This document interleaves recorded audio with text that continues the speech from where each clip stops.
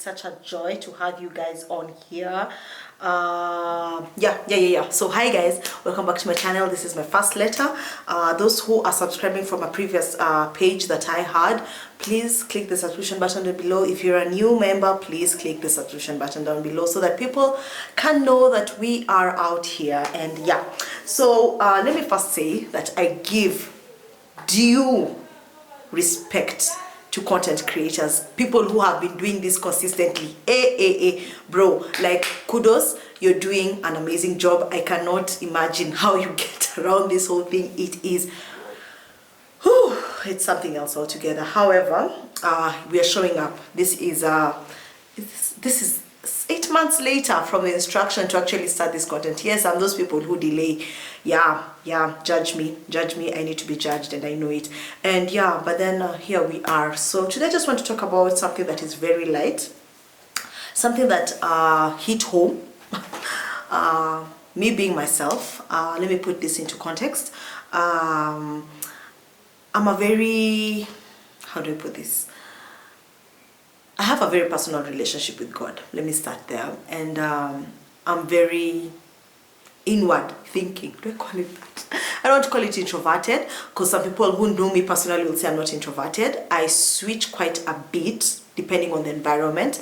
My personality pretty much is an INFJ, so I can be able to camouflage and rather mirror what exactly I'm saying in my environment, and I'm able to show up and be the person that you need me to be at that specific time. And on those grounds, people assume I'm an extrovert, but genuinely I'm quite an introvert. I prefer being alone. I prefer being in the house. I prefer reading books. I prefer anything that builds my mind. And yeah, that's how I recharge. So that being said, having to bring myself and gather my guts and gather my abilities to sit down before you guys, before a lens today, and actually have this conversation has taken me quite a lot, because I needed to figure this thing out. I felt like I needed to be perfect. I felt like I needed to find my grounding. I felt like, yeah, all the ADHD, all the perfectionism, all the procrastination merged into one ball, and a molehill, and eventually developed into a mountain that I had to climb and overcome. And we finally overcome it, and here we are. So here's our first letter. So today I just want to have a very quick conversation with you guys. So I had just gotten back from work. So I work an 8 to 5. And coming home from work that specific day, I was tired. No cap. Like, I was tired. It was raining. I had a long day, like hopping from one place to another.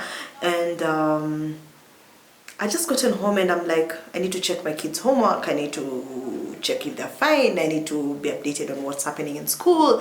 And there was this backlog of work that I needed to get updated on. And I just sat on my bed and I was like, Aki God, like, for real, that idea that I've been toying with, the mentality, you know, the decision, the manifestation of an ideology that I had in my mind of the soft girl era was really playing its cards well. And I felt like, you know what, I need this life. I really need to chill. I need time to breathe. I need time to show up. I need time to just enjoy being a woman. Let me tell you, I had toyed with that idea for such a long time, and I was like, you know what, if I'm going back into this dating game, if I'm getting back into this marriage thing, I'm not going to settle for anything less than the soft girl era system, you know. And I remember being so fatigued, and I'm asking God, rather, like, why are we doing this? Why are we fighting? Why are we fighting so hard? And I remember the Lord was like, this is a very good time for you to actually spend some time in my presence. So of course I pick up my Bible, and picking up my Bible, I was going to read Isaiah. Actually, there's a verse that I was actually going to go back to and remind myself on what it says. And I remember the Lord switching it up really quickly, because I opened directly to Proverbs 31, and I landed on Proverbs 31:13. And let me read that verse to you, because if the soft girl era received an attack, this was the verse. So it says, she selects wool and flax and works with eager hands. I was like, chill. I'm not going to respond to my prayer that fast. Like, are you understanding that I need to sit back? I need to sit down and chill. And let me proceed and read for you the whole response of the Holy Spirit through his word. And he says, she is like merchant ships bringing her food from afar. She gets up while it's still night. Checky, let me explain something to you. Waking up in the morning is one of my pet peeves. Like, I really don't like it. In fact, don't even wake me up anytime. Even those night prayers, night watches, it's usually a struggle. Like, the sleep has to be completely deprived from me for me to wake up. It's not an issue of sacrifice, it's an issue of take away from her, you know. And so here we are required to wake up while it's still night and provide food for our families and portions for our female servants. And I have to consider a field and buy it, and out of my earnings I'm supposed to plant a vineyard. I set about my work vigorously, and my arms are strong for my tasks. And she sees that I see that my profit is trading is profitable, and my lamp does not go out while it's light. So there's a whole list of almost 17 responsibilities of a woman in this whole Proverbs 31 thing. I literally listed them down, and I realized, oh God, I didn't even realize that this soft girl era thingy was not actually biblical. It was not based on the spiritual truth regarding that whole thing. And I was there thinking to myself, chill. Me, I'm here. I'm trying to get to convince you to send me the one who will take care of me so that I can sit down and breathe. And I remember the Lord telling me that, oh, I did not equip you with all that strength and send you down there for you to sleep. Like, there was no woman in the Bible whose assignment was sleeping. And I was like, bro, like, you need to be patient, you need to be kind, break it down to me in peace. And he was like, you see, even as the bride of you guys, as my bride, I expect you guys to show up. I expect you guys to use the abilities, the power, the resources that I've given unto you to be fruitful and be profitable and productive. And I was there thinking, okay, that makes so much sense. But he said, it doesn't mean that I won't give you the soft girl treatment. It just means that I expect you to work. I expect you work is honorable even for the woman. And I was like, whoa, okay, fine. So soft girl era is not biblical pretty much. And he's like, you know, the whole balance comes in. It's a very delicate balance, the Holy Spirit continued to explain.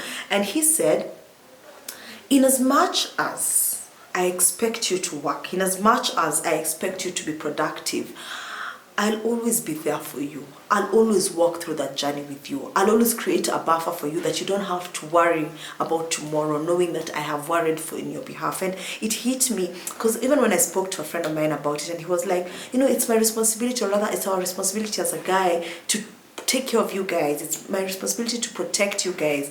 But you have to work. I'll give you the treatment, but you need to show up and do what you need to do. And it was such an epiphany moment for me, and I realized it's never about what the man gives in a soft girl relationship is strength and assurance that they will be there no matter what.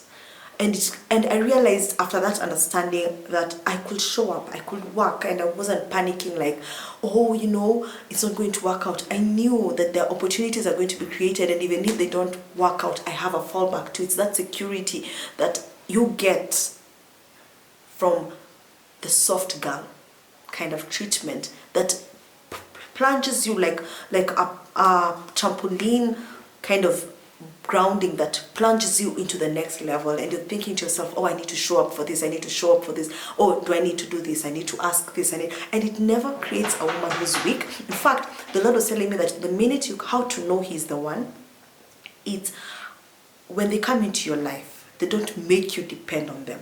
They don't make you kill your dreams. They don't make you feel like, you know what, I don't need to show up. I need to just sleep in the house and go and get my hair and nails done, as much as that is important.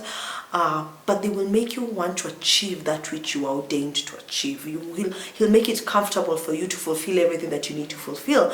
And that hit home. That really did hit home. And I realized, you know what? there has to be a delicate balance. It's just, it is what it is. And hence me being here with you guys today, it was from that conversation and from that revelation and understanding that, you know what, in as much as I'm working, I need to do my content, I need to achieve my dreams, I need to be there for my kids, I need to be able to have finances in my pocket and consider field and buy it and consider a car and get it. I need to be a go-getter, because I know at the end of the day, there's someone backing me up, there's somebody pushing that I may fulfill and be everything that I need to be. And that is my story for today.